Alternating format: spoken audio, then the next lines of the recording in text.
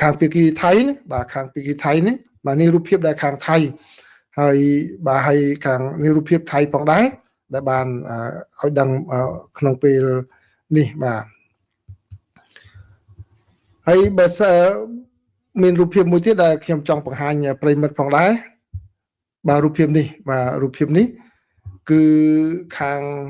ក្រសួងគឺខាងទូរទស្សន៍ CNC បាទគាត់បានទៅថតឃើញប្រជាពលរដ្ឋគាត់នៅក្នុងភូមិនៅក្បែរតំបន់ដែលមានការបាញ់បោះហ្នឹងការបាញ់ផ្លោងហ្នឹងគាត់បានជំនះខ្លួនចេញហើយខាង CNC គាត់បានទៅថតអញ្ចឹងខ្ញុំដាក់រូបនេះជូនគឺបើយោងតាមទូរទស្សន៍ CNC ហ្នឹងគាត់រាយការណ៍ថាប្រជាពលរដ្ឋបានរត់ចេញពីភូមិបង្គោល8អស់ទាំងយប់ស្ថិតនៅក្នុងឃុំកន្ទួតស្រុកជាំផ្សានខេត្តព្រះវិហារនៅយប់ថ្ងៃទី7ខែធ្នូឆ្នាំ2025បន្ទាប់ពីថៃផ្លោងគ្រាប់ចូលទឹកដីរបស់កម្ពុជានេះគឺខាងសារព័ត៌មាននៅក្នុងប្រទេសកម្ពុជាបានរាយការណ៍ណាបាទដោយឡែកនៅខាងកាសែតរបស់ខៅសូតជាភាសាអង់គ្លេសរបស់ថៃនោះគឺបានឲ្យដឹងថាគឺខាងយុទ្ធភូមិភាគ2របស់ថៃបានបង្ហោះសារតាមបណ្ដាញសង្គមដោយនិយាយថានៅខាងតំបន់ចុងខាណានិងចុងរ៉ាយីគឺមានការចល័តរថក្រោះប្រភេទ T55 របស់កម្ពុជាចូលទៅក្នុងតំបន់ក្រុងសំរោងនៅក្នុងខេត្តឧត្តរមានជ័យបាទហើយគឺទន្ទឹមនឹងនោះគឺមានការជំលះប្រជាពលរដ្ឋចេញពីតំបន់ដែលនៅក្បែរជាប់ព្រំដែននឹងផងដែរនេះបើតាមការប្រកាសរបស់ខាងយោធាថៃហើយត្រូវបានកាសែតខៅសូតជាភាសាអង់គ្លេសគាត់បានយកមកផ្សព្វផ្សាយក៏ប៉ុន្តែខាងកម្ពុជាវិញគឺអ្នកនាំពាក្យរបស់ក្រសួងការពារជាតិកម្ពុជាគឺអ្នកស្រីឧត្តមសេនីយ៍ឯកម៉ាលីសុជាតាគាត់បានបដិសេធណាគាត់បានចេញសេចក្តីថ្លែងការណ៍ភ្លាមនៅព្រឹកមិញហ្នឹងនៅក្នុងប្រទេសកម្ពុជា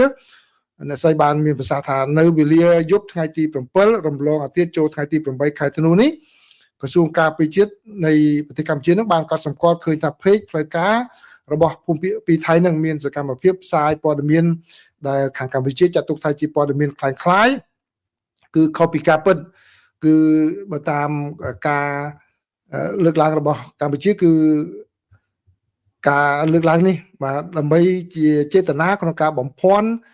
សាធារណមតិជាតិនិងអន្តរជាតិនឹងយកមកធ្វើជាលេសដើម្បីបង្កឲ្យមានភាពតានតឹងផ្នែកយោធាជាមួយនឹងកម្ពុជាឡើងវិញហើយកម្ពុជាបានបកស្រាយពន្យល់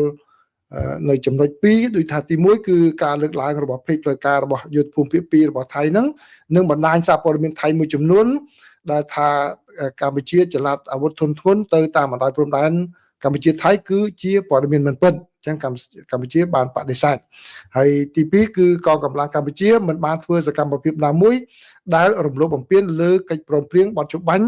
និងសេចក្តីថ្លែងការណ៍រួមស្តីពីសន្តិភាពរវាងកម្ពុជានិងថៃដោយការលើកឡើងនោះឡើយហើយជាថ្មីម្ដងទៀតគឺក្រសួងការពារជាតិរបស់កម្ពុជាបានបញ្ជាក់អំពីជំហរនៃការគោរពតាមបទច្បាញ់ដោយរក្សាការអត់ធ្មត់មិនតបតនោះទេបាទនេះគឺជាសេចក្តីរាយការណ៍របស់ផ្សេងគ្នារបស់សារព័ត៌មាននានាក៏ដូចជាប្រភពផ្លូវការរបស់ក្រសួងការពារជាតិរបស់កម្ពុជាដែលខ្ញុំទទួលបានត្រឹមម៉ោងនេះណាទៅម៉ោង